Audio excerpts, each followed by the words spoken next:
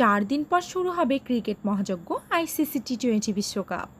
20 দলের এই বৈশ্বিক আসরের আগে প্রস্তুতি ম্যাচ খেলবে দলগুলো। সেই তালিকায় রয়েছে বাংলাদেশও।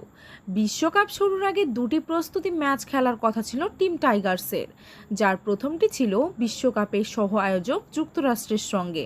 তবে সেই ম্যাচটি আর হচ্ছে না।